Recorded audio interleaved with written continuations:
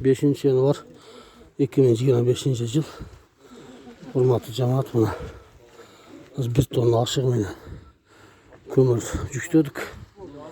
Bu da kalırsa az alparı para tağız geç kalsak daha az satacak. 3 tane tutat. Gömürler talaş. Bir almanın gömürü bu da kalırsa. Rahmetçim vardınız Allah. Allah Teala sen kılanlardan razı olsun. Allah Teala insanınızdan kabul olsun. Bir kançalan bir tuğanlardan üy bilesine ciloluk tartı olasak Allah subhanahu wa ta'ala etimizin caşoğuzga ciloluk versin.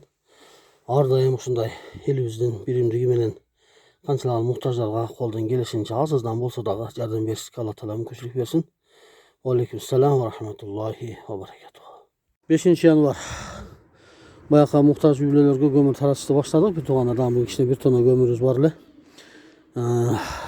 Elden çoğulup ağzına bir 4 çifte gömürüzü buna Jalpaktaş köşede bilecek özge bir otağız. Bu düğünde Oğrukçan balası var.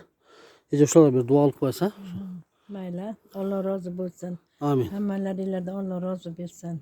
Amin. Şu bergenlerden Allah Teala berekesini versin arkaya mı? Bergenlerden Allah Teala razı olsun. Rahmet edecek. Bergenlerden de çıkarıya bereket versin. Çarşı günler geçtirdiniz de. Rahmet. Allah. 5 yanvar 2025 yıl. Hurmatlı cemaat, azmına Gagarin göçede 2 bölüge 4 çiftlerden verdik. Bu da kalırsa Allah Teala kılan insanımızdan kabul olsun. Dünyacın akırette bahtlı olsun. Daha 2 bölüğümüz kaldı bir yakta. Azmına komşular gelirse verip koyasın ha. Olup mu bana? Hurmatlı cemaat, bunlar Malim Megdat'a göçede bir bölüge daha 4 çifte bir otas. Bu da kalırsa bir dualık koysanız hoş olur. Hurmatlı cemaat, rahmet, Allah razı olsun bergen kömürlerden. Allah razı olsun ha. Allah razı olsun.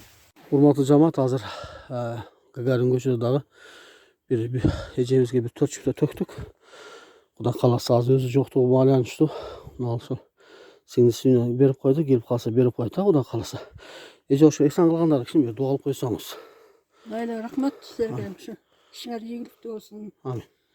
Daim inşallah millete muhtaçlarga yardım etip sörükle. Den solup besmen sergilim. Aytkanınız kesin. Rahmet aç. Rahmet.